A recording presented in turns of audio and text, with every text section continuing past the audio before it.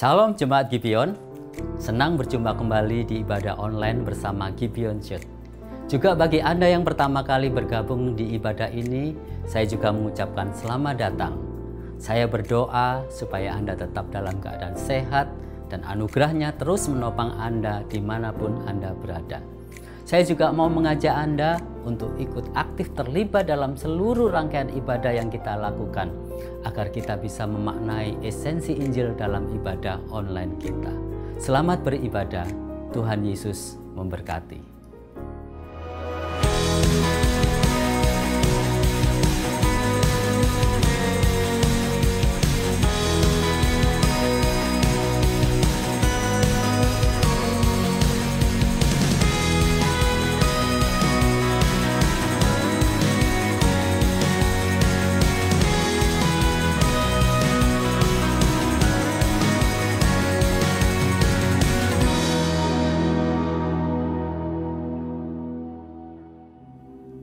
Shalom jemaat Tuhan, hari ini sebelum kita memulai pujian kita akan membaca firman Tuhan dari Mazmur 96 ayat yang ke-7 sampai yang ke-13. Kepada Tuhan hai suku-suku bangsa, kepada Tuhan sajalah kemuliaan dan kekuatan. Berilah kepada Tuhan kemuliaan namanya, bawalah persembahan dan masuklah pelatarannya. Sujudlah menyembah kepada Tuhan dengan berhiaskan kekudusan. Gemetarlah di hadapannya, hai segenap bumi. Katakanlah di antara bangsa-bangsa, Tuhan itu Raja. Sungguh tegak dunia tidak goyang. Ia akan mengadili bangsa-bangsa dengan kebenaran. Biarlah langit bersukacita dan bumi bersorak-sorak. Biarlah gemuruh laut serta isinya, biarlah beria-ria padang dan segala yang di atasnya. Maka segala pohon di hutan bersorak-sorai di hadapan Tuhan. Sebab ia datang untuk menghakimi bumi. Ia akan menghakimi bumi dengan keadilan dan bangsa-bangsa dengan kesetiaannya. Firman Tuhan hari ini mengingatkan kita bahwa meskipun segala bangsa dan sekeliling kita dan bumi ini akan berlalu, ada satu yang kekal, yaitu Tuhan kita. Dia bertahta, dia adalah Raja kita. Dia yang awal dan yang akhir. Mari sama-sama angkat suara. Meski semua bangsa dan kerajaan runtuh, Tuhanlah Raja atas segalanya. Ku takkan goyah atas kebenaran. Dia Allahku, Bapa yang kekal. Dia yang awal dan yang akhir, berkuasa setiap zaman. Sebab tahtanya akan tetap berdiri. Segala kuasa kemuliaan, ku percaya namanya. Sebab Allah Bapa yang kekal. Meski melampauiku, Dia bersamaku, menyertaiku. Kasih-Nya pasti, Dia mengenalku. Sebab Allahku, Bapa yang kekal. Dia yang awal dan yang akhir, berkuasa setiap zaman. Sebab tahtanya akan tetap berdiri. Segala kuasa kemuliaan,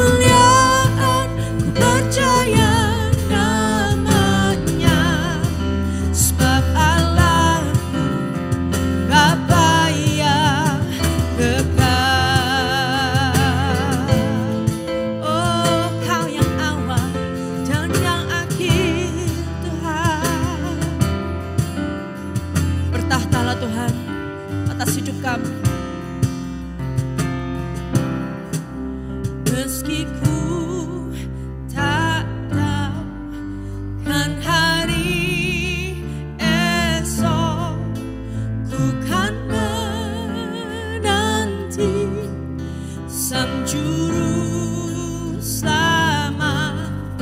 Suatu hari kelak ku bersama Dia di hadapan Bapa yang kekal. Kau yang awal Tuhan, Dia yang awal dan yang akhir, berkuasa setiap zaman. Sebab tahtanya akan tetap berdiri. Segala kuasa kemuliaan ku percaya namanya. Sebab Allahku Bapa yang kekal. Sebab Allahku Bapa yang kekal.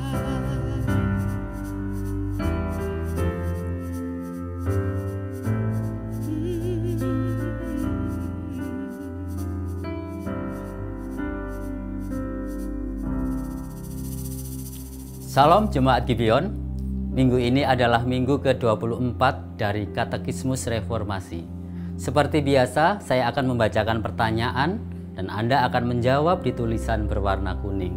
Lalu kita akan baca ayatnya bersama-sama. Mengapa Kristus Sang Penebus harus mati? Saudara menjawab, karena kematian adalah hukuman dosa. Kristus rela mati ganti kita untuk melepaskan kita dari kuasa dan hukuman dosa dan membawa kita kembali kepada Allah. Dengan kematian penebusannya yang menggantikan kita, Dia menebus kita dari neraka dan mendapatkan bagi kita pengampunan dosa, kebenaran, dan hidup yang kekal. Kita bersama-sama membaca di Kolose 1 ayat 21 dan 22. Kamu yang dahulu hidup jauh dari Allah dan yang memusuhinya dalam hati dan pikiran seperti yang nyata dari perbuatanmu yang jahat, sekarang diperdamaikannya di dalam tubuh jasmani Kristus oleh kematiannya untuk menempatkan kamu kudus dan tak bercela dan tak bercacat di hadapannya. Saudara-saudara, mengapa Kristus harus mati sebagai penebus? Padahal Kristus menjalani kehidupan yang sempurna. Dia menjalani hidup yang penuh dengan kasih, melakukan berbagai pelayanan yang luar biasa. Dia juga hidup dalam ketaatan yang penuh pada kehendak Bapa. Namun mengapa orang yang begitu baik seperti itu harus mati? Jawabannya adalah bahwa Dia memang tidak mati untuk dirinya sendiri dan tidak ada kebutuhan untuk pergi ke salib. Namun kalau Dia harus mati di salib itu karena Dia menjadi penebus kita. Dan ketika Dia menebus kita, itu adalah kehendaknya dan kehendak Bapa surgawi. Dia menyerahkan nyawanya, mengorbankan dirinya dengan mati di kayu salib agar dapat melepaskan kita dari hukuman yang seharusnya kita terima. Kita tahu bahwa Allah adalah Allah yang adil sehingga setiap dosa harus dihukum.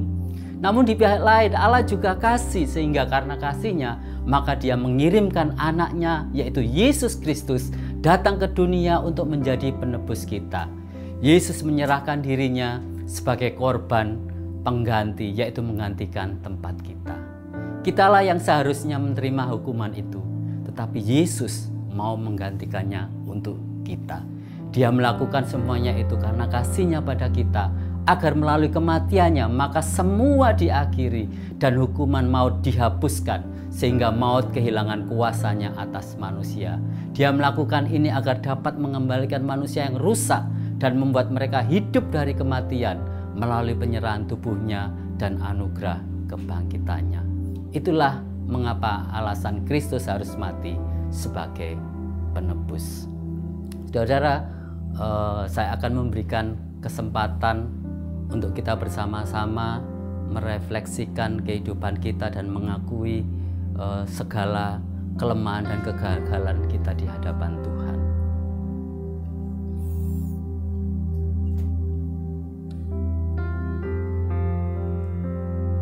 Tuhan, kami mengaku di hadapan-Mu bahwa kami adalah manusia yang sudah jatuh di dalam dosa dan seharusnya layak menerima hukuman itu. Tetapi oleh karena kasih dan anugerah-Mu, Engkau rela datang ke dunia, bahkan mati di kayu salib untuk menjadi penebus yang menggantikan kami yang seharusnya layak menerima hukuman itu. Kami bersyukur Tuhan oleh karena anugerah-Mu itu, sehingga kami sekarang diperdamaikan kembali dengan Allah. Dan bukan hanya itu saja, Engkau juga sudah menguduskan kami, Engkau membenarkan kami di dalam Kristus. Sebab itu Tuhan, biar melalui semuanya ini kami bisa menghargai karya dan anugerah-Mu itu di dalam kehidupan kami, dan kami dapat memakai kehidupan kami ini hanya untuk mempermuliakan nama-Mu. Terima kasih Tuhan buat kasih dan anugerah-Mu itu. Hanya di dalam nama Bapa, Putra, dan Roh Kudus, dalam nama Tuhan Yesus Kristus, kami sudah berdoa. Amin. Yesus, Engkaulah batu penjuru kami, Engkaulah kebenaran kami. Biarlah hari ini pujian kami, bersyukur akan keselamatan yang kami terima di dalam Engkau. Mari angkat suaramu bersama-sama, katakan, My hope is built on nothing less than Jesus' blood and righteousness.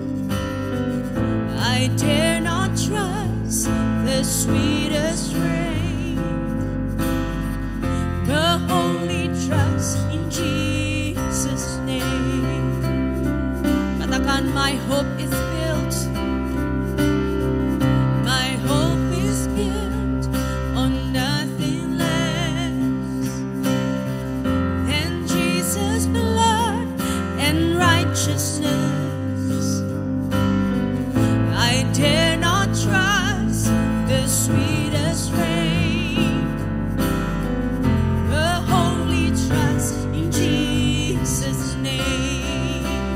In Christ alone, Christ alone, cornerstone, the weak made strong in the Savior's love. Through the storm, He is Lord, Lord of all.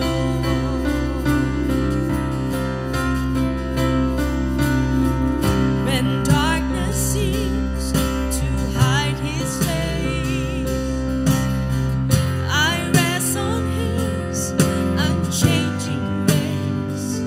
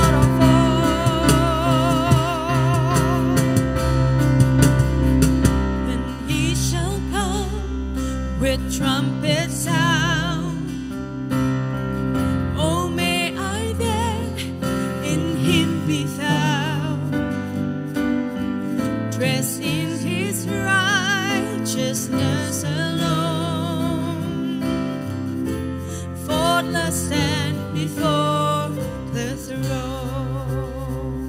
Katakan Christ alone. Christ alone, cornerstone,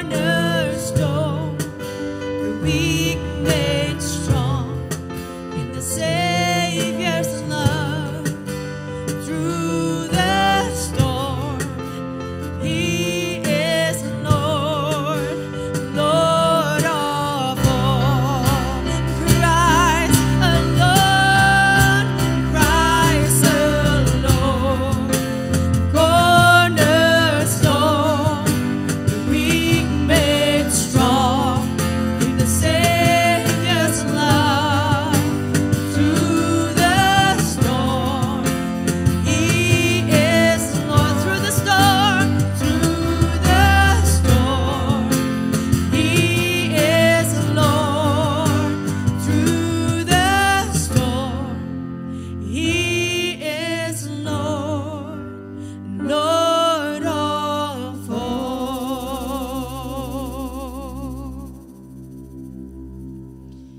Ini doa kami Tuhan. Hanya di dalam-Mu saja hidup kami aman. Karena Engkaulah Tuhan yang bertahta.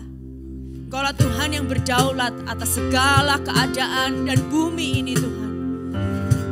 Di setiap langkah kami Tuhan, Engkau yang mengatur dan Engkau yang menata. Di setiap langkahku, tangan-Mu menuntun jalanku. Karena Kau pelita hidupku yang selalu bersinar dalamku.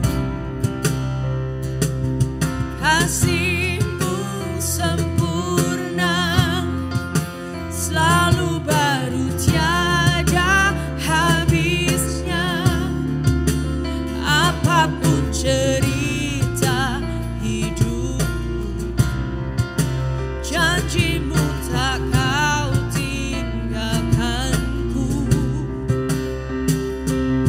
Ku percaya Kau Tuhan atasku, ku serahkan semua masa depanku. Ku tak akan takut, hidupku aman di dalam-Mu.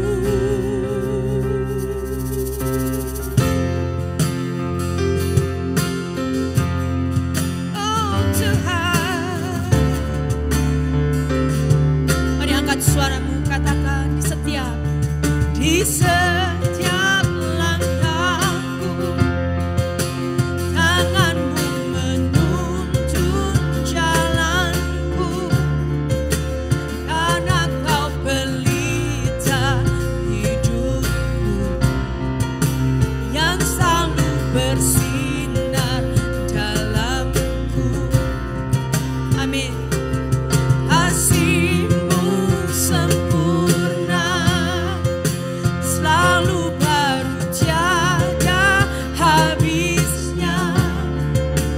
Apapun cerita hidupku, janji-Mu tak Kau tinggalkanku. Ku percaya Kau Tuhan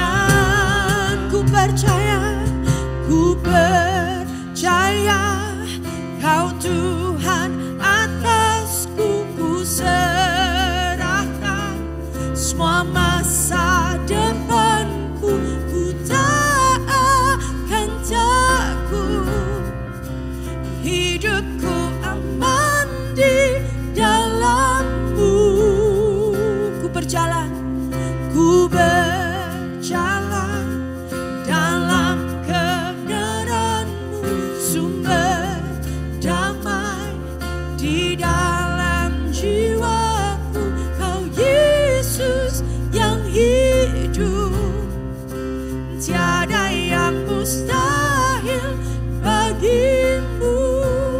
Forever, forever I will sing in your presence. Forever I will trust in your name. Your will be done. Your will be done. Oh.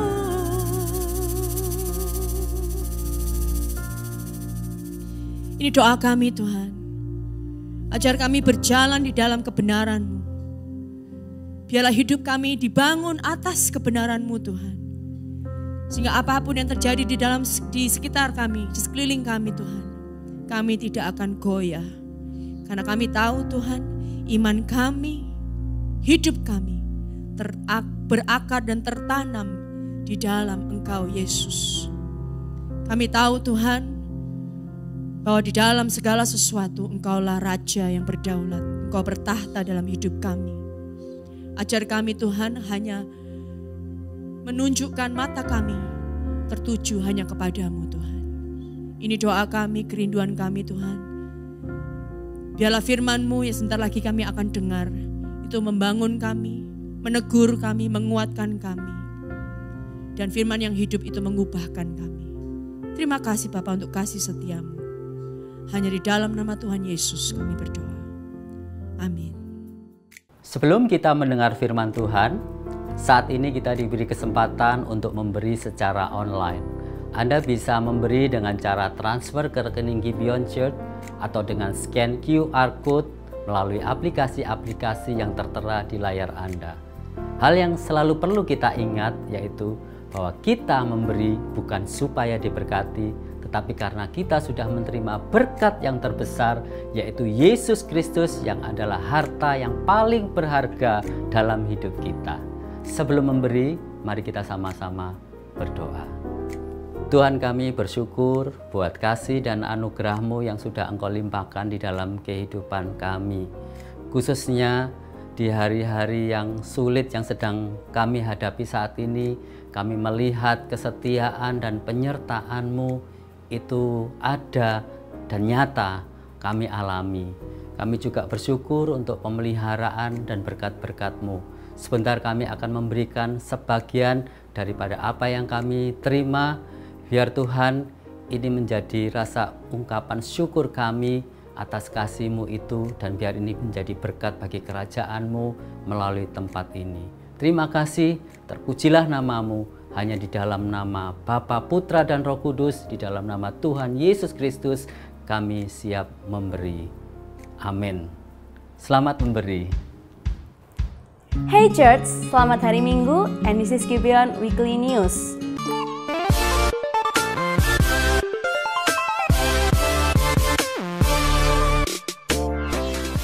Pastikan Anda telah mendownload aplikasi Gibeon App, yang dimana Gibeon App ini memiliki banyak sekali fitur yang sangat bermanfaat. Mulai dari informasi terupdate mengenai event yang akan datang, sermon series Gibeon Church baik yang lalu maupun yang baru, dan Anda juga akan mendapatkan notifikasi renungan harian, yang dimana renungan ini juga dipakai di live gospel devotional yang tayang di Instagram Live Gibeon Church setiap hari Senin, Rabu, dan Jumat pukul 12 siang. Gibeon App dapat di-download secara gratis di Google Play Store maupun App Store. Minggu depan akan dilanjutkan kembali kelas Anda Pasti Selamat dan Anda Pasti Berubah secara online melalui Zoom. APS dengan judul Manifestasi Roh Kudus dan APB dengan judul Karunia Rohani. Registrasi akan dibuka pukul 12:30 siang dan ID Zoom akan dikirimkan di grup APS dan APB. Kami mengajak Anda untuk terus aktif dalam CG.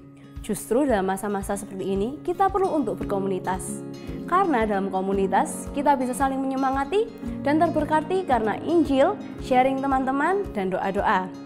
Sekali lagi, tetaplah aktif dalam CG online, tentunya sesuai hari dan jam CG Anda. Sermon series Eklesia Week keempat akan dilanjutkan kembali minggu depan. Live streaming setiap hari Minggu pukul 8 pagi, 10:30 siang, dan 4:30 sore. Tayang di YouTube Gibeon Church, Instagram Live Gibeon Church, dan juga akan ditayangkan di live channel yang dapat diakses melalui MNC Vision, MNC Play, dan aplikasi Vision Plus setiap hari Minggu pukul 7 malam. Sekian informasi yang dapat saya bagikan. Selamat mendengarkan khotbah. Shalom saudara semua, sebelum kita masuk ke dalam pemberitaan firman Tuhan, kita akan membaca dan mengucapkan pengakuan iman rasuli bersama-sama. Setiap minggu kedua pada saat kita mengambil perjamuan kudus, setiap bulan kita membaca dan mengucapkan pengakuan iman rasuli. Mari sama-sama kita baca bersama-sama. Aku percaya kepada Allah, Bapa yang Maha Kuasa, Khalik langit dan bumi, dan kepada Yesus Kristus, anaknya yang tunggal, Tuhan kita, yang dikandung daripada Roh Kudus, lahir dari anak darah Maria, yang menderita di bawah pemerintahan Pontius Pilatus, disalibkan, mati dan dikuburkan, turun ke dalam kerajaan maut. Pada hari yang ketiga, bangkit pula dari antara orang mati, naik ke surga, duduk di sebelah kanan Allah Bapa yang Maha Kuasa, dan akan datang dari sana untuk menghakimi orang yang hidup dan yang mati. Aku percaya kepada Roh Kudus, gereja yang kudus dan am, persekutuan orang kudus, pengampunan dosa, kebangkitan tubuh, dan hidup yang kekal. Amin. Salam sejahtera dalam Kristus, jemaat yang dikasihi Tuhan. Welcome di ibadah online live streaming Gibeon Church. Bagi saudara yang baru pertama kali join us, welcome. Kami memiliki hashtag bukan tempat untuk orang sempurna, yang merupakan adaptasi dari Konfesi Reform Westminster, bab 13 butir kedua. Apa isinya? Bahwa di dalam ketidaksempurnaan kita, dalam kelemahan kita sebagai manusia, ada kabar baik bahwa Tuhan yang sempurna berinisiatif untuk menyelamatkan kita yang berdosa dan penuh kelemahan ini. Bahkan Tuhan yang sempurna itu tinggal di dalam kita, sehingga kita terus disempurnakan oleh kuasa Injil dan oleh kasih karunia Allah. Amin, saudara. Nah, saudara, PSBB sudah berakhir, tapi jangan menjadi kendor untuk menjaga kesehatan. Amin. Bahwa kita tetap perlu melakukan and embrace this new normal lifestyle. Tetaplah menggunakan masker, sering cuci tangan, pakai hand sanitizer, social distancing, dan langkah-langkah pencegahan lainnya. Nah, saudara sekalian, kita perlu bersyukur bahwa di tengah-tengah COVID-19 ini Tuhan tetap bekerja di belakang layar. Saya melihat Tuhan dalam kedaulatannya justru melalui COVID-19 ini. Saya rasa Tuhan sedang mengingatkan dunia bahwa hidup manusia itu begitu rentan.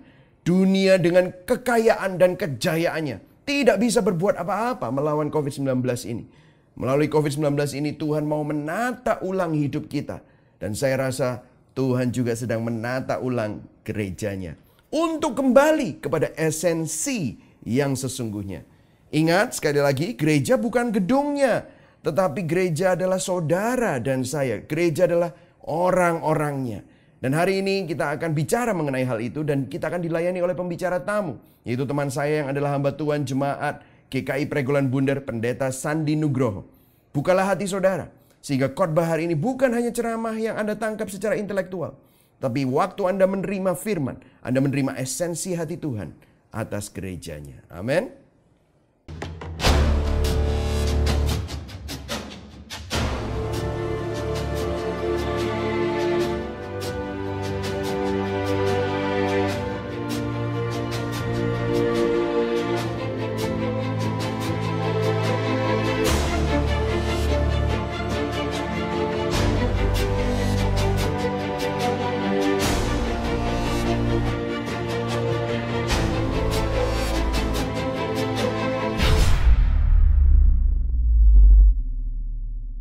Saudara-saudara sekalian, jemaat yang dikasihi oleh Tuhan, mari kita belajar tentang firman Tuhan dan mari kita mengenal kegeraan Tuhan melalui gerejanya. Gereja adalah tanda dari kegeraan Tuhan. Maka mari pada minggu ini kita belajar firman Tuhan dan kita turut bergerak di dalam kegerakan Tuhan, gereja Tuhan di dalam kegerakannya. Mari kita berdoa. Bapa di dalam surga, kami mengucap syukur.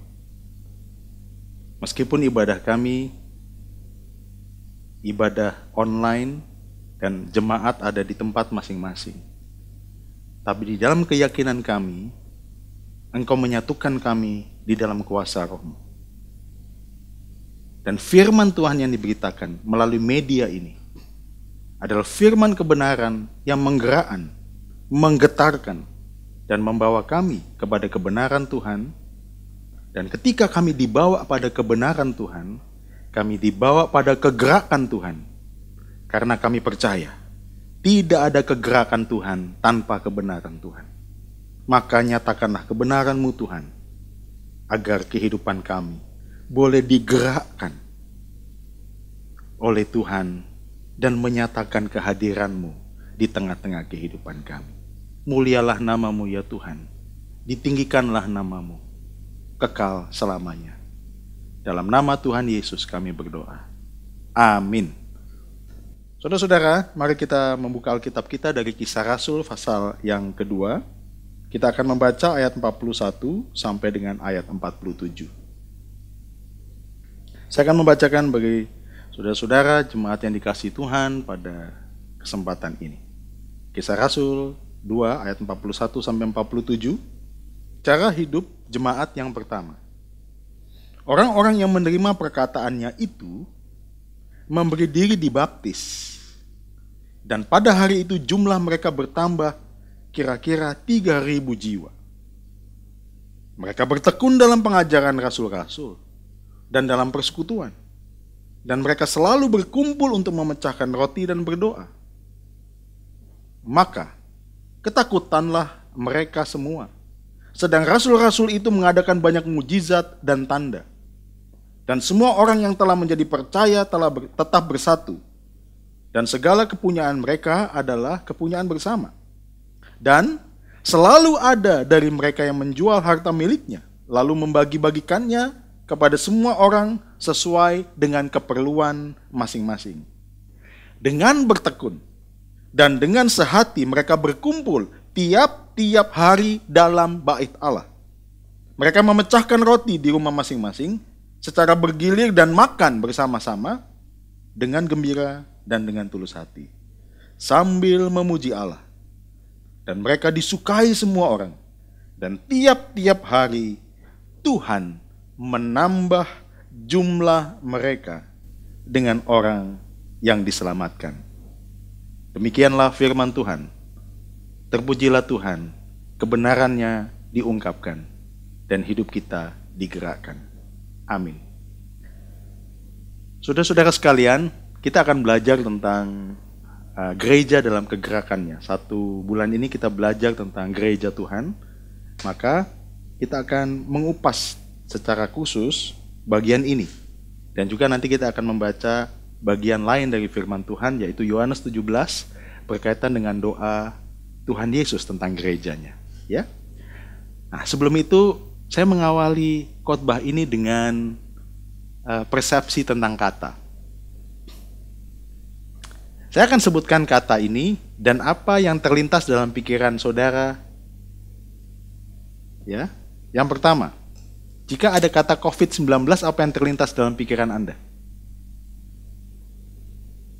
Penyakit? Takut? Oke. Atau yang lain? Silakan. Mungkin di rumah masing-masing bisa tanya satu dengan yang lain, papa, mama, papa tanya anak, mama tanya anaknya. Kalau COVID, apa yang terlintas dalam pikiranmu? Oke, yang kedua, ya, apa yang terlintas dalam pikiranmu ketika ada kata CW Mall atau Ciputra World Mall? Mungkin ada beberapa kita langsung dekat gereja, kan gitu. Ya. Baik. Kata yang ketiga, apa yang terlintas dalam pikiran Bapak Ibu, saudara-saudara di rumah atau di tempat masing-masing? Kata Donald Trump. Apa yang terlintas? Oke. Kata berikutnya, apa yang terlintas dalam pikiran jemaat sekalian tentang kata Gibeon Church? Mudah-mudahan sama ya, rumah. Mudah-mudahan sama ya. Tapi apa yang terlintas dalam pikiran saudara-saudara? Nah, yang terakhir nih. Apa yang terlintas dalam pikiran jemaat sekalian tentang kata gereja?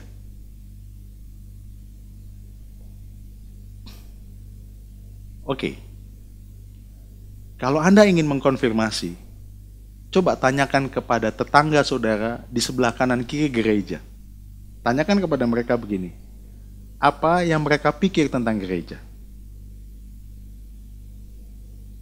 Saya pernah tanya soalnya, di tetangga kiri kanan gereja saya. Tahu, jemaat, apa yang mereka katakan? Mereka ngomong begini, menurut Bapak, gereja itu apa? Waduh, bikin susah parkir, ribet. Lalu dia bilang berisik. Waduh, saya jadi bergumul ya. Kalau mereka mempersepsikan gereja demikian, apakah keberadaan kita ini sudah jadi berkat? Gitu. Nah, saudara-saudara, dari persepsi tentang kata ini, kita jadi bisa menilik dan juga bisa melihat, mengevaluasi. Sebenarnya, apakah kita sungguh-sungguh mengenal dan memahami tentang gereja itu? Nah, saudara-saudara, banyak orang itu bertanya begini, gerejamu ini mana sih? Atau ada orang yang bilang begini, gerejamu apa sih? Coba, kalau saudara bertanya kepada teman atau kepada orang lain tentang pertanyaan ini ya, gerejamu apa? Gerejamu mana? Kira-kira jawaban mereka apa? Saya gerejanya di GKI. Saya gerejanya di GBI gitu. Gerejamu mana? Gerejamu apa? Nah, itu mungkin mengarah kepada mazhab atau aliran atau denominasi. Atau waktu ditanya gerejamu apa? Atau gerejamu mana? Gereja saya di dekatnya CW. Atau gereja saya di dekatnya TP. Jadi yang lebih dikenal sebenarnya mallnya ya daripada gerejanya sih ya. Gereja saya di dekat mana? PTC kan gitu. Itu saya jadi ragu apakah dia betul-betul ke gereja atau ke mall gitu ya. Jadi sebenarnya tujuannya mau ke mall tapi mampir ke gereja dulu atau kebalikannya ya. Setelah dari gereja ke mall. Kalau saudara bagaimana sih? Ya. Nah, ini pertanyaan yang menarik loh. Gerejamu ini apa? Ya, gerejamu ini apa? Gerejamu ini mana? Saudara-saudara, apakah ada yang menjawab begini? Gerejamu apa? Gerejamu mana? Tapi menjawabnya gini, gereja itu persekutuan orang percaya. Ada nggak yang menjawab begitu? Rasanya jarang ya. Saudara-saudara, kalau kita melihat kata-kata di dalam bahasa-bahasa berbagai tempat, maka kita akan melihat sebenarnya mengerucut pada satu pengertian. Di dalam bahasa Inggrisnya church, dalam bahasa Yunaninya ecclesia, dalam bahasa Rusianya cerkev, dalam bahasa Belandanya kerk, di dalam bahasa Jermannya kirche, di dalam bahasa Tagalognya simbahan, di dalam bahasa Prancisnya Iglise. Nah, ini kemudian di dalam bahasa Spanyolnya Iglesia. Ya. Di dalam bahasa Tamil, ya kalau orang Tamil kan ngomongnya harus gini ya, Tevalayam kan gitu, supaya lebih mantap gitu kan, Tevalayam. Nah kalau Chinese, Chiaohui, ya maaf kalau saya ada salah nyebutnya. Nah ini nih Korea paling unik. Orang Korea menyebut gereja itu apa? Jiaohui gitu kan. Jadi maaf kalau saya salah, tapi begitulah mereka menyebutnya. Jepang Cokai, Jawa itu Pasamuan, Batak Huria. Maka jangan heran ada gereja mereka disebut dengan Huria, HKBP itu Huria Batak Kristen Protestan. Nah ini dia, Portugis menyebut gereja dengan igreja, walaupun tulisannya pakai J. Maka itu diadopsi oleh Indonesia dengan menggunakan istilah gereja. Dari semua pengertian itu, dari bahasa-bahasa yang berbeda itu, semua mengkerucut kepada pengertian ini, jemaat sekalian. Gereja adalah orang-orang percaya yang telah dipanggil keluar dari kegelapan, masuk ke dalam terang Allah. Gak berhenti sampai di sana. Kenapa nggak berhenti sampai di sana? Itu bukan tujuan akhir.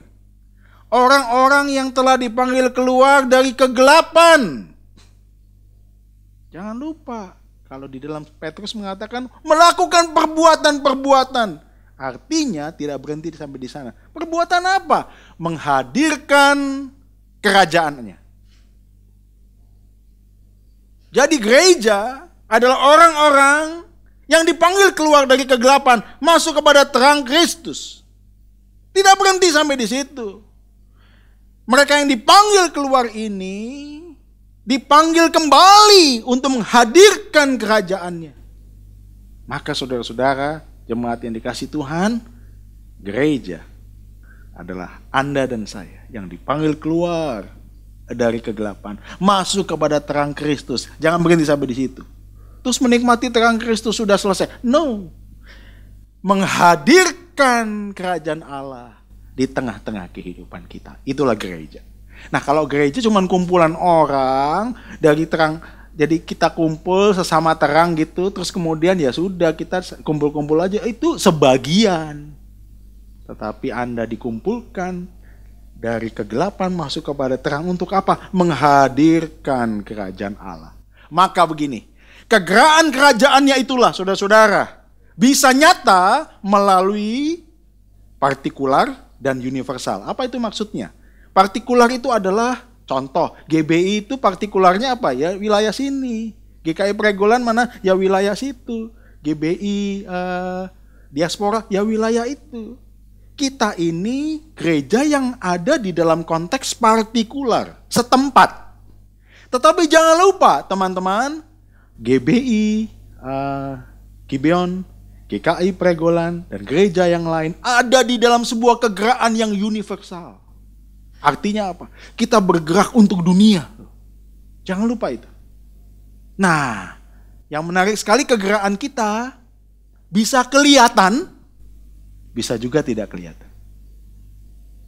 Kok tidak kelihatan, Pak? Contoh begini, saya mau nanya, saudara-saudara, persekutuan doa kelihatan nggak? Kelihatan toh ya, ada orang kumpul doa kan. Tapi saya mau nanya, doamu kelihatan nggak? Kesatuan doa itu kelihatan nggak? Kuasa doa itu kelihatan nggak? Ada yang terlihat, ada yang tidak terlihat. Tetapi walaupun tidak terlihat, eksis. Nah, ini yang penting nih. Eksis. Maka seorang tokoh gereja bernama Agustinus mengatakan dua realitas gereja. Yang pertama kelihatan, yang kedua tidak kelihatan. Walaupun tidak kelihatan, eksis. Realistis. Realita. Hal yang nyata. Nah, saudara-saudara, kalau saudara melihat di tayangan itu, ya, gereja terdapat dua realitas. Yang pertama substansinya, yang kedua wujudnya. Nah, coba kita melihat ya bagian ini. Ini menarik sekali. Kegeraan gereja itu kegeraan yang bisa tidak terlihat. Tetapi kegeraan gereja juga bisa terlihat. Kalau yang tidak terlihat itu apa sih, Pak? Ya kita semua orang-orang percaya dimanapun kita berada. Ketika kita berdoa bagi bangsa ini, bagi kota ini, untuk menghadapi COVID-19, di rumah masing-masing. Kata-kata kita, doa kita mungkin tidak terlihat, tapi kita disatukan untuk kita menaikkan doa. Apapun gerejanya. Ya. Lalu saudara-saudara, yang tidak kelihatan adalah nilai-nilai dasar kita. Kasih kita kepada Tuhan, pengabdian kita kepada Tuhan, komitmen kita kepada Tuhan. Nah, terus kemudian ada yang terlihat.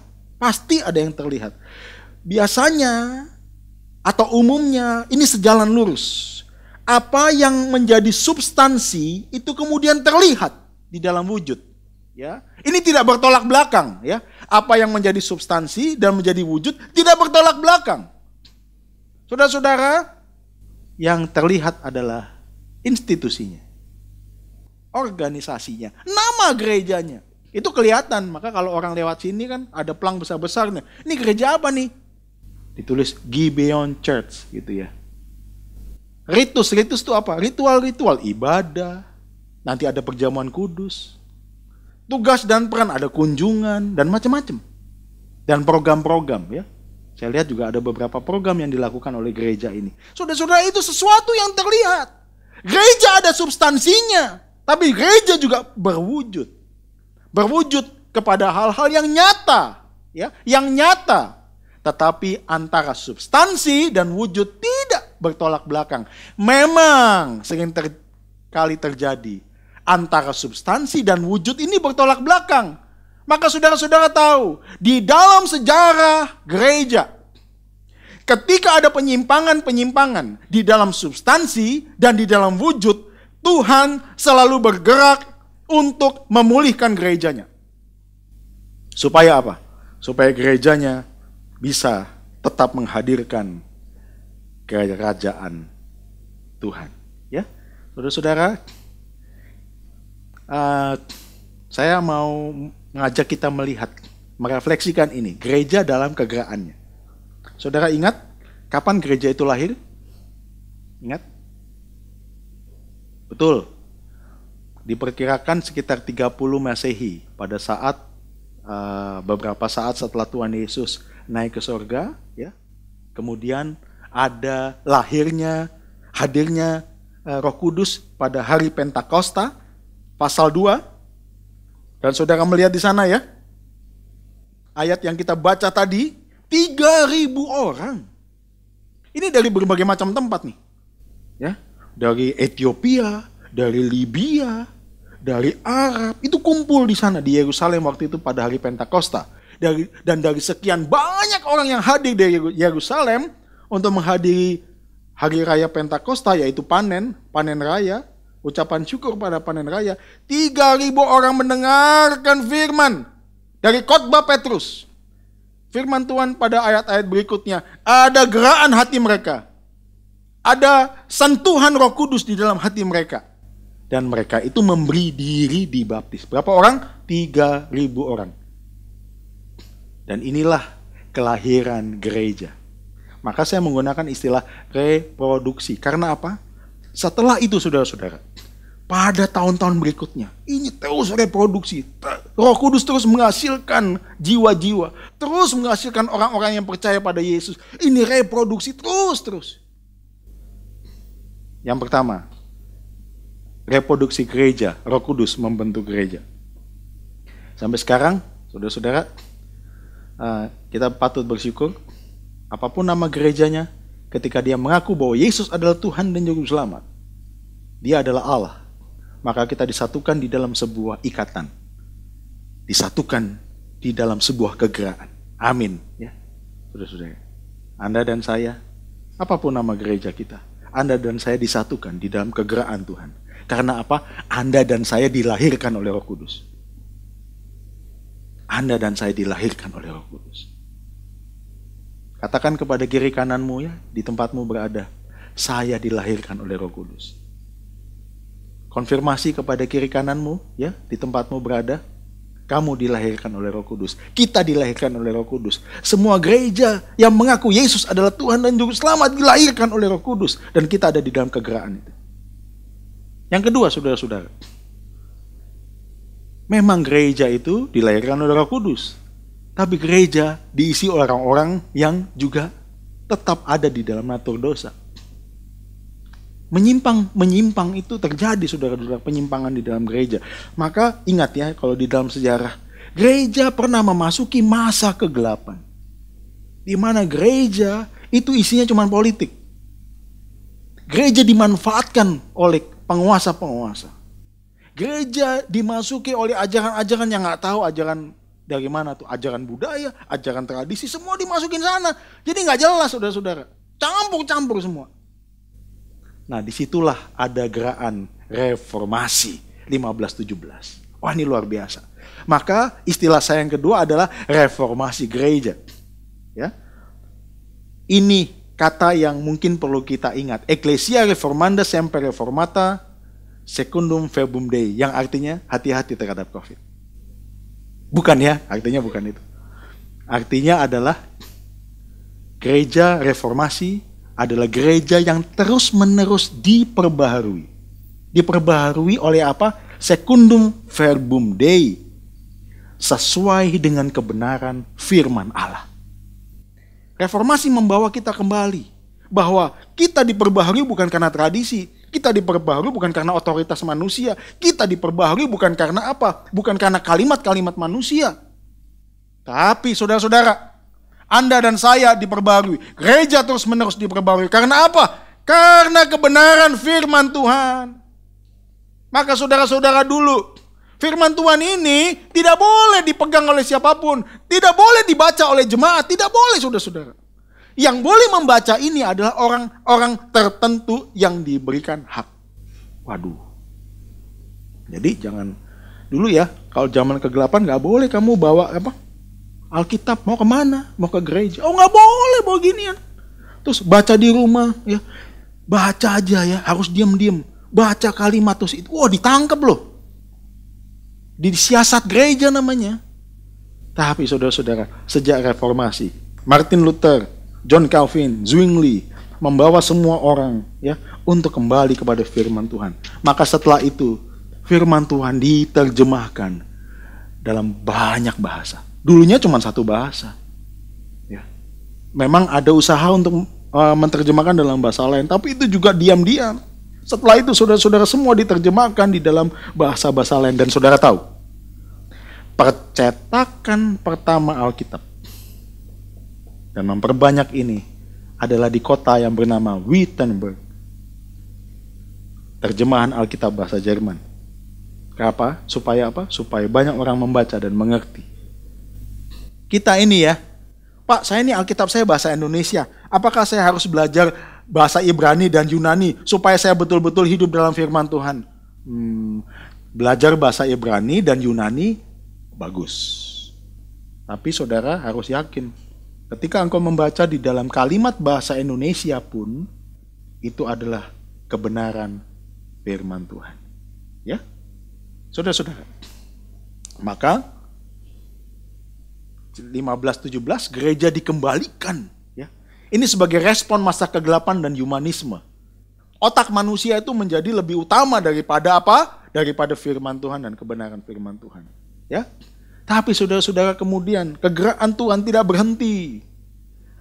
Tahun 1900-an, terutama di awal 1900-an, gereja mengalami revitalisasi. Apa tuh Pak revitalisasi? Ada yang tahu? Revitalisasi. Revitalisasi adalah membangkitkan kembali, disetrum gitu loh. Saudara pernah kesetrum? Ya mungkin teman-teman yang ada di dalam dunia mekanik dan listrik pernah kesetrum gitu ya. Saudara, gereja waktu itu tidur ya, diem. Karena apa? Rasionalisme. Adem, diem. Malah nggak ada semacam beku gitu loh. Maka saudara-saudara pada tahun itu ada setruman yang diizinkan oleh Tuhan. Bahwa Roh Kudus menyentak kembali gerejanya. Merevitalisasi gerejanya. Sehingga mereka memikirkan kembali tentang pengalaman-pengalaman iman. Tentang kuasa Roh Kudus dalam gerejanya. Tentang karunia-karunia yang mungkin banyak ditinggalkan oleh gereja-gereja. Gereja sudah saklek dengan tradisi. Ya, lahir di dalam keluarga Kristen. Yang penting identitasnya Kristen, KTP-nya Kristen. Ini disentak nih. Supaya mereka kembali. Kekristenan adalah sebuah relasi dengan Yesus. Dan digerakkan di dalam pengalaman-pengalaman iman. Ini revitalisasi gereja. Dan yang terakhir, tahun 2020 ini. Adanya COVID-19, saudara tahu? Tuhan izinkan ini terjadi untuk memperbaharui gereja di dalam area apa? Reorientasi gereja. Apa itu reorientasi gereja? Saya menekankan reorientasi gereja pada zaman akhir. Karena setelah zaman ini nggak ada zaman lagi. Karena Tuhan Yesus datang kedua kali menjemput kita semua, amin. Dan kita ada di sana. Ya. Masuk di dalam sebuah perjamuan kawin anak domba luar biasa ya. Maka saudara tahu nggak kenapa peti mati orang Kristen di samping kiri kanannya seringkali diukir lukisan perjamuan kudus? Ada yang tahu? Tapi nanti waktu saudara perjamuan kudus jangan pikir gini ya, itu nanti perjamuan ini akan saya taruh di peti mati saya. Bukan gitu ya maksudnya. Saudara tahu kenapa? Karena keyakinan kita. Kematian adalah merupakan satu tahap kita menerima janji Tuhan. Janji Tuhan untuk apa? Bersekutu dengan sempurna dengan Tuhan Yesus. Ini luar biasa. Kematian itu bukan ending bagi Anda dan saya. Tapi itu merupakan sebuah fase untuk kita menerima janji Kristus. Nah, perjamuan kudus ini yang kita nanti lakukan ya, sebentar. Itu mengingatkan kita, komunio, ya, satu persekutuan yang indah dengan Yesus.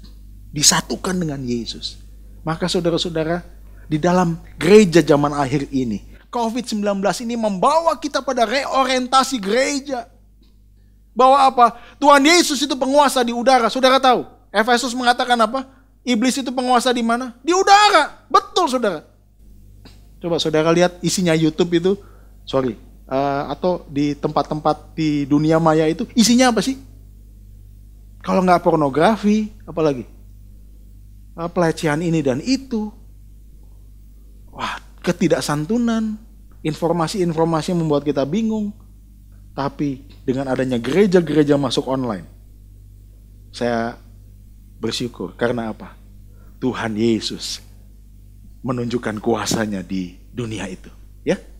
Dan melalui tayangan ini dan melalui tayangan-tayangan gereja, ini merupakan sebuah apa ya? Sebuah fight back, satu serangan kerajaan Allah masuk ke dalam area-area itu supaya kebenaran diberitakan. Tanpa kita tahu siapa orang yang mendengarkan. Saya juga nggak tahu siapa orang yang mendengarkan ibadah online ini atau firman Tuhan online ini. Siapapun, mungkin saudara belum mengenal Kristus. Mungkin saudara hidup saudara itu putus asa. Saudara mungkin punya keyakinan yang berbeda. Tapi sekarang saudara mendengar tentang ini. Bahwa Tuhan Yesus itu berkuasa melalui gerejanya dan dia bergerak. Dan hati saudara digerakkan oleh Tuhan. Oh saudara-saudara, ini luar biasa. Tuhan Yesus menyatakan dia adalah penguasa di udara. Ya. Meruntuhkan tembok-tembok identitas gereja. Sebelumnya gini, kita gereja punya misidentitas. Kenapa? Karena saudara-saudara, maaf, gereja itu banyak dikomersialisasikan. Betul? Banyak dikomersialisasikan. Banyak misidentitas yang terjadi di gereja. Tuhan melalui peristiwa COVID ini, Tuhan memperbaharui gerejanya, membawa gereja untuk kembali pada orientasi. Tugasnya apa, saudara-saudara? Misi kita apa? Untuk hadir di dalam dunia ini. Menghadirkan kerajaan Allah. Bukan menghadirkan nama gereja loh. Bukan menghadirkan nama organisasi saya. Bukan menghadirkan lembaga saya. Bukan menghadirkan pribadi saya. Lebih celaka lagi, orang lebih ingat pribadinya daripada Yesus. Serupa dengan siapa? Serupa dengan pendetanya. Maka heran saya ketemu sama teman ya.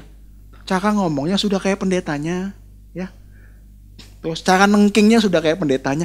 Kalau nengking setan nggak pakai cara gitu Pak, setan nggak berani Pak. Setan masih berani Pak. Tapi kalau caranya kayak gitu Pak, caranya gimana? Caranya itu harus suaranya mirip dengan suara pendeta saya Pak. Itu passwordnya langsung setan itu lari. Ya ampun, saya berpikir harus cara begini, cara begini. Caranya adalah percaya pada Yesus, percaya pada kuasa Yesus, berdoa kepada Tuhan Yesus. Dan kita membawa hadirat Tuhan Yesus. Itu saudara-saudara. Nah, ini terjadi misgereja. Banyak saudara-saudara di dunia ini. Di Indonesia dan juga di Surabaya ini. Gereja mengalami misidentitas. Maka melalui COVID-19 ini, gereja itu dihancurkan tembok-temboknya saudara-saudara. Mungkin ya, orang GKI bisa nonton online-nya GBI. Ya kan? Mana tahu saya. Tapi orang GBI juga bisa nonton online-nya GKI. Terus ditanya, kamu jemaat mana? Ayo. Ya saya tetap jemaat GBI, tapi saya juga belajar dari GKI. Nah ini yang dimau Tuhan Yesus. Saya orang GKI, tapi saya mau belajar dari GBI. Wah luar biasa. Ini kerinduan saya. Saya percaya ini juga kerinduannya Pastor Mike. Ya. Untuk bersama-sama kita saling belajar. Kita bertumbuh bukan serupa dengan gerejanya. Bukan serupa dengan saya, saudara-saudara. Tapi serupa dengan Kristus. Dan marilah kegerakan ini membawa kita, membawa jemaat kita untuk kembali kepada Yesus. Bukan kembali pada tradisi. Bukan kembali pada institusi. Bukan kembali kepada hal-hal yang sebenarnya mengganggu hubungan kita dengan Tuhan. Ini reorientasi gereja. Amin, saudara-saudara. Nah, inilah kegeraan Tuhan kalau saudara lihat. Dan kegeraan Tuhan itu saya simpulkan begini. Roh Kuduslah pribadi yang aktif melakukan reproduksi, reformasi, revitalisasi, dan reorientasi gerejanya. Saat gerejanya lumpuh bahkan mati, Dialah yang membangkitkan dan menghidupkannya. Roh Kudus adalah pribadi yang sangat berkepentingan untuk menghidupkan gerejanya, karena Dialah yang melahirkan gerejanya. Kalau gerejanya itu dilahirkan olehnya, maka Roh Kudus adalah pribadi yang berkepentingan untuk menghidupkan kembali gerejanya, supaya gerejanya ini menghadirkan kehadiran Allah di tengah-tengah dunia ini. Maka kalau ada orang bilang gini, Pak, gereja ini mati, gereja ini tidak hidup, kita doakan, karena biarlah Roh Kudus yang bekerja melalui cara Roh Kudus untuk menghidupkan kembali gerejanya, supaya gereja itu saudara-saudara bisa menghadirkan Kristus. Nah begini, tapi di beberapa tempat banyak gereja yang mau dimatikan, saudara-saudara. Matikan apa? Ditutup, ya, gedung gerejanya nih, maksudnya nih ditutup. Ada, saya dengar dari teman, ada satu gereja dibuyarkan, ada satu gereja disegel. Oh, tenang aja, saudara-saudara. Kita percaya gereja itu bukan gedungnya. Maka ingat ya, kata lagu anak sekolah minggu, masih ingat? Gereja bukanlah gedungnya dan juga bukan menaranya. Kalimat berikutnya apa? Lihat di dalamnya, bukalah pintunya, lihat di dalamnya, gereja adalah orangnya. Anda dan saya adalah gereja, dan tidak ada yang bisa menutup gereja. Karena apa? Roh Kudus yang melahirkan, Dia yang akan memelihara gereja itu. Maka darah kaum martir, walaupun dia boleh saja ditiadakan di dalam dunia ini, ada satu keyakinan, pemberitaan para martir itu tidak akan pernah berhenti. Maka saudara-saudara, ini kegeraan Tuhan. Dan Anda dan saya dipakai di dalam kegeraan ini. Puji Tuhan. Karena apa? Nama Tuhan kita muliakan. Dan gereja Tuhan bangkitkan. Nah saudara-saudara, ini catatan di dalam Kisah Rasul pasal 2. Tapi sebelumnya kita mengingat substansi dari gereja itu ada 5 substansi ya. Tuhan Yesus berdoa. Ingat gak saudara-saudara? Yohanes 17. Tuhan Yesus itu berdoa untuk siapa? Untuk mereka. Mereka ini siapa sih? Pengikutnya. Pengikutnya ini siapa? Gereja. Dan saudara-saudara, di dalam doa Tuhan Yesus ada 5 poin yang Tuhan Yesus doakan untuk mereka. Untuk gereja. Cepat saja saudara-saudara. 5 yang didoakan. 5 pokok doa yang didoakan oleh Tuhan Yesus bagi gerejanya. Yang pertama, supaya gerejanya mengalami sukacita. Betul nggak? Kalau Anda bergereja tanpa sukacita, sebenarnya ngapain Anda bergereja? Pak, saya gereja kok tambah ini ya, apa ya? Tambah sepet ya, tambah sumpek ya. Oh iya? Oh, kalau itu perasaanmu, kamu harus kembali kepada sukacitamu.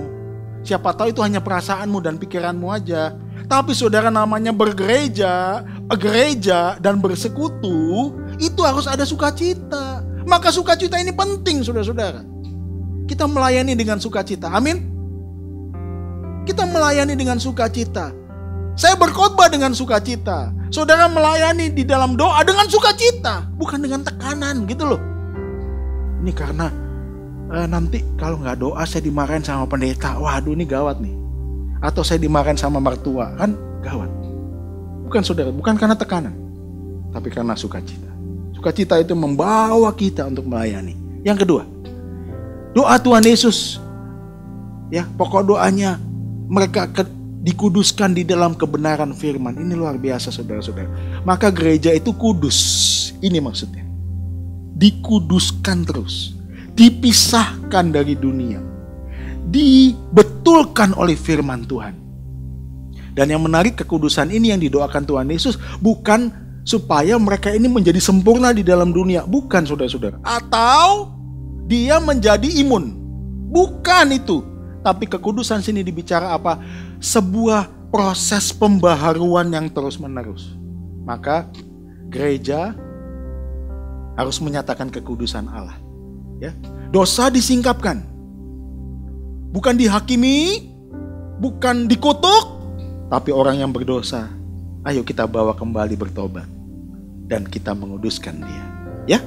Yang ketiga, itu misi pengutusan. Gereja itu ada misi pengutusan. Seperti engkau sudah mengutus aku, maka engkau juga, aku mengutus mereka. Ini ada pengutusan. Pengutusan itu apa sih saudara-saudara? Gereja itu harus ada pengutusan. Keluar, memberitakan, melayani. Ya? Dan yang keempat, itu ada kesatuan. Umat Tuhan itu harus bersatu. Seperti doa Tuhan Yesus, seperti engkau dan aku adalah satu.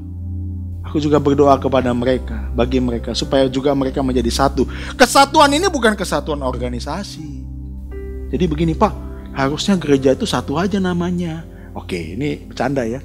Kalau nanti misalnya Anda memilih, ada peraturan di Indonesia gereja harus satu-satu nama. Anda pilih nama GBI atau GKI. Nah ini bercanda aja ya. Kalau saya sih lebih malah memilih nama GBI ya. Kalau saya, Gereja Bahasa Indonesia maksudnya. Ya. Jadi saya di satu, nggak nama-nama yang lain. Ya. Nah ini bercanda aja ya saudara-saudara. Jangan dimasukin hati ya. Dikeluarkan dari hati aja. Ya. Tapi gini, kesatuan ini bukan kesatuan organisasi. Jangan diseragamkan. Karena Tuhan itu mencintai keberagaman. Nah, kalau gitu, Pak, ini poinnya nggak jelas. Tapi harus jadi satu. Satunya di mana? Satu itu di dalam tujuan. Satu itu di dalam ketundukan. Satu itu di dalam penyembahan kepada Allah. Itu yang jadi satu. Tujuan kita melayani apa? Memuliakan Tuhan. Itu harus satu. Bukan memuliakan diri kita. Bukan memuliakan ambisi pendeta. Bukan saudara-saudara. Satu itu adalah memuliakan Tuhan yang kita layani. Dan yang terakhir adalah kasih. Kenapa Tuhan Yesus di ayat 26 pasal 17 itu mengakhiri dengan kasih? Itu kesimpulan yang manis. Coba gini. Saya menggunakan istilah ambillah. Ambillah kasih dari sukacita. Hasilnya? Hasilnya apa? Itu adalah kebahagiaan yang semu. Ambillah kasih dari kekudusan. Hasilnya? Maka saudara akan mengalami apa? Saudara akan mengalami penghakiman.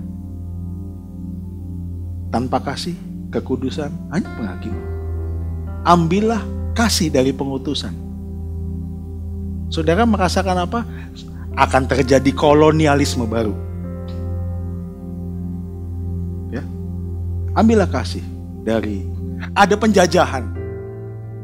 Kalau Anda menarik kasih dari pengutusan, dan ambillah kasih dari kesatuan. Yang terjadi apa? Tirani, otoriter. Kasih itu penting. Maka doa Tuhan Yesus ini menjadi DNA gereja. Gereja perlu punya dasar kasih. Nah, ini substansi yang perlu gereja bangun. Apapun program, apapun bentuk, apapun institusi gereja, 5 dasar DNA ini atau dasar nilai dasar ini harus ada di dalam semua gereja, harus ada di dalam semua program gereja, harus ada di dalam kegerakan kita. Ya, teman-teman. Maka ini juga menjadi semacam cek kita, ya, evaluasi kita, evaluasi saya. Nah, saudara-saudara, nilai dasar ini terwujud. Kalau lihat Kisah Rasul pasal 2, maka saudara akan melihat wujud-wujud dari nilai dasar ini. Dan saya melihat nilai wujudnya adalah begini, pedagogia. Apa itu pedagogia? Pedagogia adalah bertekun di dalam pengajaran. Yang ditekankan ini pengajaran rasul-rasul. Karena rasul-rasul diberikan otoritas oleh Tuhan. Untuk apa? Mengajarkan kebenaran. Kebenaran yang diajarkan oleh Yesus. Saudara tahu? Tuhan Yesus beberapa kali mengutip perjanjian lama. Ada tertulis. Waduh, itu otoritas itu. Ya. Musa pernah menyatakan, itu otoritas saudara-saudara. Ketika Tuhan Yesus mengatakan begitu, berarti dia menerima Taurat itu. Dan pengajarannya tidak bertolak belakang dengan Taurat. Pengajarannya sering bertolak belakang dengan tafsiran Taurat. Ya. Tapi tidak bertolak belakang dengan substansi dari Taurat itu. Maka saudara-saudara, rasul-rasul juga mengajarkan Taurat. Taurat seperti yang diajarkan oleh Tuhan Yesus. Maka begini, kita harus memperkuat jemaat kita di dalam pengajaran. Ini wujudnya. Yang kedua, koinonia. Koinonia itu adalah persekutuan. Persekutuan umat. Persekutuan satu dengan yang lain. Ya. Dan persekutuan ini saudara-saudara ya nyata. Memang persekutuan itu nyata. Dengan apa? Kumpul ya. Di sini kan ada kafe. Ya, makanya habis kebaktian jangan pulang dulu. Terus langsung nyebrang gitu ya ke tempat seberang. Sini dulu gitu, kumpul-kumpul sharing. Itu persekutuan. Sekarang nggak ada kumpul tatap muka, ya pakai Zoom lah. Kelompok-kelompok kecil pakai Zoom ya. Kelompok keluarga pakai Zoom. Semua. Tapi jangan suami istri pakai Zoom satu rumah. Ya. Satu di kamar sini, satu di kamar. Itu sih bukan persekutuan ya namanya. Saudara-saudara. Ada loh kayak begitu saudara. Ada. Karena gegeran terus di rumah. Ya karena COVID ini. Maka dia pisah kamar. Nah kalau komunikasi sama istrinya apa? Pakai Zoom. Ya ampun ya. Pakai Zoom tuh. Tolong ya, nanti anakmu antar. Pakai Zoom. Gawat ya. Nah, persekutuan adalah sebuah ikatan kasih ya. Dan yang ketiga diakonia. Apa itu diakonia? Pelayanan kasih. Di dalam catatan Kisah Rasul itu tentang membagi miliknya ya. Membagi-bagikan kepada semua orang yang membutuhkan. Wah, ini luar biasa saudara-saudara. Maka ini salah satu pelayanan diakonia kita. Pelayanan diakonia kita adalah pelayanan kepada orang yang membutuhkan. Membagi nasi bungkus, membagi berkat kepada orang yang membutuhkan. Ini diakonia gereja. Dan yang keempat adalah liturgia. Apa itu? Ibadah. Kita berkumpul untuk memuji nama Tuhan. Allah Tritunggal, Allah Bapa, Putra, dan Roh Kudus. Di dalam kemuliaannya. Kita memuji Dia, kita menyembah Dia. Itu adalah liturgia. Kalau di sini dituliskan dengan bertekun dan dengan sehati mereka berkumpul tiap hari dalam bait Allah. Saudara-saudara, ini komitmen kita untuk datang berkumpul menyembah Tuhan. Ini liturgia atau ibadah. Ini wujud tanda gereja. Maka kalau saudara lihat kan orang bertanya, Pak, kamu kebaktiannya hari apa? Loh, kok bukan hari Minggu? Bagi saya, hari apapun yang Anda tetapkan sebagai komitmen, itu Sabat. Tapi mutlak, jelas siapa yang kau sembah di dalam hari itu. Bukan harinya. Maka kan ada sekolah minggu lagunya gini. Hari ini, harinya Tuhan. Terus bait kedua, hari Senin, hari Selasa, harinya Tuhan. Semua hari. Tapi ada satu hari yang kau khususkan bagi Tuhan. Ya. Dan yang terakhir saudara-saudara adalah marturia, yaitu kesaksian hidup. Perjamuan kudus yang barusan, yang nanti saudara akan terima. Bukan hanya saudara dipersatukan di dalam koinonia, tapi saudara memberitakan tentang kematian dan kebangkitan Kristus. Roti yang dipecahkan, anggur yang dicurahkan. Engkau memberitakan tentang kebangkitan kematian Kristus. Dan apa? Itu dilihat oleh orang. Dan orang percaya kepada Yesus sebagai Tuhan dan Juru Selamat. Ini kesaksian. Saudara-saudara, bersyukurlah bahwa engkau dan aku, gerejamu dan gerejaku, adalah gereja Tuhan. Di dalam kegeraan Roh Kudus. Dia yang mereproduksi. Dia yang mereformasi. Dia yang merevitalisasi. Dan dia yang mengorientasikan gereja. Supaya gereja terus dalam kegeraan bagi dunia untuk kemuliaan Tuhan. Amin. Terima kasih untuk pembicaraan Injil yang disampaikan oleh Pak Pendeta Sandi Nugroho. Allah Tritunggal melalui Roh Kudus-Nya sudah bekerja atas gerejanya dan sedang bekerja di dalam gerejanya dan terus bekerja untuk menyempurnakan gerejanya. Saya rasa firman Tuhan hari ini sangat selaras dengan yang kita sering bahas akhir-akhir ini. Bagaimana kita perlu mengizinkan Injil untuk menata ulang hati kita dan menata ulang hidup kita. Tuhan melalui COVID-19 juga ingin melakukan reorientasi yang juga artinya menata ulang gerejanya. Saudara lihat di sini. Di sini adalah wujud kasih karunia Tuhan. Di sini adalah wujud kesetiaan Tuhan. Tuhan tidak akan gagal dalam rencananya. Sebelum kita mengambil perjamuan kudus, saya akan membacakan Roma pasal 8 ayat 29 dan 30. Saya akan bacakan. Sebab semua orang yang dipilihnya dari semula, mereka juga ditentukannya dari semula untuk menjadi serupa dengan gambaran anaknya, supaya ia, anaknya itu, menjadi yang sulung di antara banyak saudara. Dan mereka yang ditentukannya dari semula, mereka itu juga dipanggilnya. Dan mereka yang dipanggilnya, mereka itu juga dibenarkannya. Dan mereka yang dibenarkannya, mereka itu juga dimuliakannya. Saudara, ini adalah tanda bahwa Roh Kudus tetap bekerja dan karyanya sempurna. Rencana Tuhan dalam hidupmu tidak akan gagal. Saya mengajak kita terus membuka hati supaya kuasa Roh Kudus, kuasa firman mengubah hidupmu, menata ulang hatimu, dan melakukan reorientasi gerejanya. Supaya kita terus memandang kepada Kristus, Sang Kepala Gereja, dan supaya kita selaras dengan kehendaknya untuk memuliakan Tuhan di akhir zaman ini. Mari sama-sama kita berdoa. Bapa di dalam surga, kami mengucap syukur untuk firman-Mu. Terima kasih untuk reproduksi gerejamu. Terima kasih untuk reformasi gerejamu. Terima kasih untuk revitalisasi gerejamu. Dan terima kasih Engkau sedang melakukan reorientasi gerejamu. Engkau sedang menata ulang gerejamu. Sehingga di akhir zaman ini, melalui COVID-19 ini, kami kembali kepada esensi gereja yang sesungguhnya. Gereja sekali lagi bukan substansi dan gedungnya saja, tetapi kami semua adalah gerejamu. Tata ulang hidup kami. Saat kami mengambil perjamuan kudus, kami diingatkan bahwa kami bersekutu dengan Kristus. Kami sedang mendeklarasikan bahwa hidup kami bukannya kami lagi, tapi kami milik Kristus.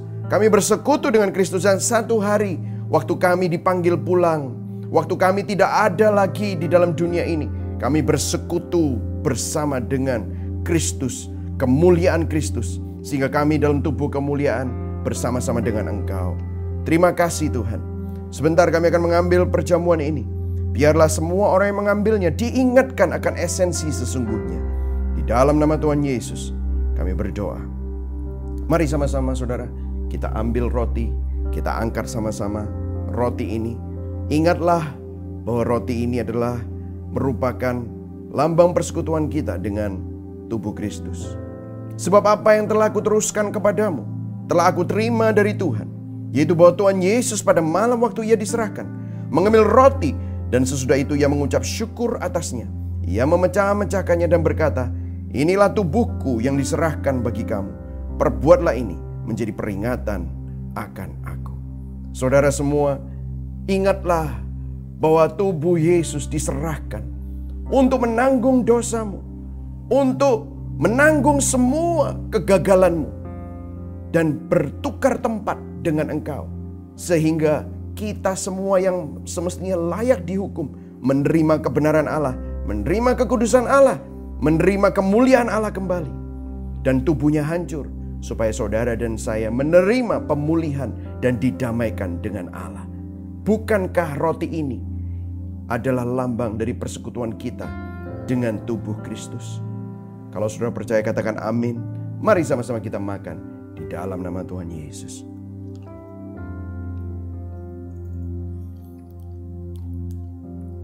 Mari sama-sama kita angkat cawan ini.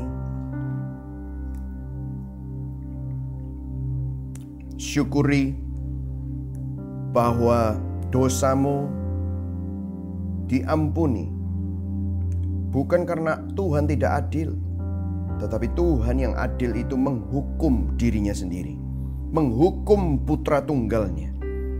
menghukum pribadi kedua dari Allah Tritunggal, supaya kita yang layak dihukum menerima keselamatan.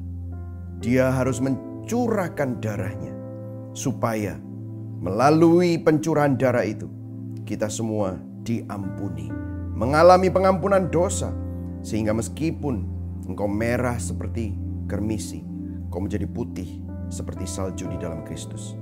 Demikian juga Yesus mengambil cawan sesudah makan lalu berkata, "Cawan ini adalah perjanjian baru yang dimeteraikan oleh darahku.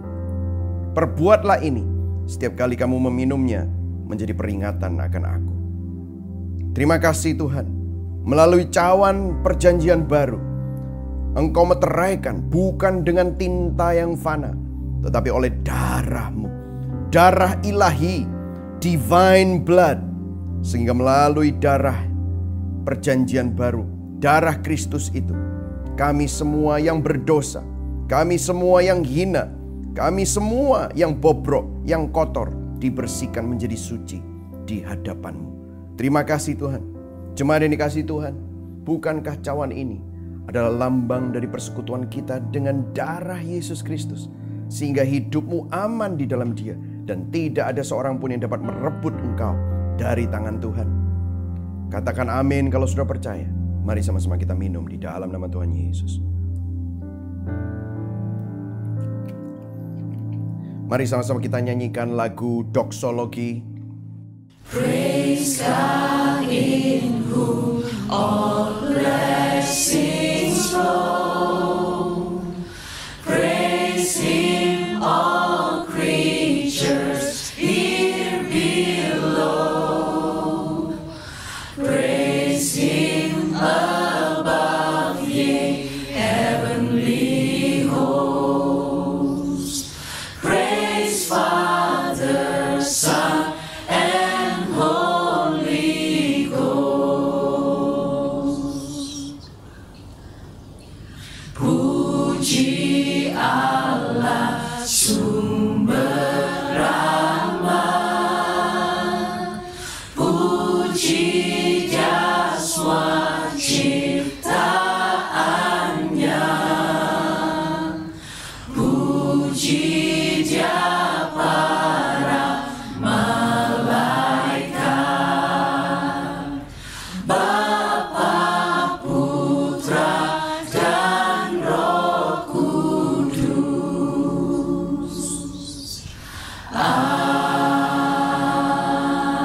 Amin. Marilah kita mengarahkan hati dan tangan kita kepada Dia yang menyelamatkan, memelihara, dan menopang kita. Kita akan menutup ibadah ini. Tuhan memberkati engkau dan melindungi engkau. Tuhan menyinari engkau dengan wajah-Nya dan memberikan engkau kasih karunia. Tuhan menghadapkan wajah-Nya kepadamu dan memberikan engkau damai sejahtera. Biarlah Tuhan memberkatimu dengan kisah iman dan pengharapan, sehingga cerita hidupmu senantiasa menyaksikan kebaikan anugerah Tuhan dan mempermuliakan nama Tuhan, sehingga orang-orang di sekelilingmu melihat bahwa Kristus hidup di dalam hidupmu. Kiranya Allah Bapa, Allah Putra di dalam nama Tuhan Yesus Kristus, dan Allah Roh Kudus dengan kuasa-Nya selalu melingkupimu, menguatkanmu, mendewasakanmu, memberkati engkau, dan menyertaimu dari sekarang sampai selama-lamanya. Yang percaya dan menerima sama-sama katakan amin. Biarlah Roh Kudus terus mereorientasi hati kita, hidup kita, dan gerejanya. Amin. I will see you soon. Kami mengucapkan terima kasih kepada Anda semua yang telah mengikuti ibadah online pada hari ini. Saya percaya iman kita semakin dikuatkan di dalam dasar Injil yang kokoh dan benar. Minggu depan kita akan melanjutkan sermon series Eklesia. Dan bagi Anda yang ingin mendengarkan lagi khotbah ini atau khotbah-khotbah dari sermon series sebelumnya, Anda dapat mendownload di Gibeon App di HP Anda atau visit website kami di www.gibeon.church. Kami juga menyediakan fasilitas prayer call untuk melayani Anda yang membutuhkan dukungan doa dengan mengirimkan pesan prayer request Anda di nomor WhatsApp yang ada di layar Anda. Tim doa kami akan memfollow up lebih lanjut. Tak lupa kami mengingatkan setelah ibadah pukul 8, 10.30 dan 16.30 akan ada Zoom After Service Hangout. Ini adalah virtual lobby kami untuk para jemaat, leader, dan khususnya untuk Anda yang pertama kali bergabung dengan kami.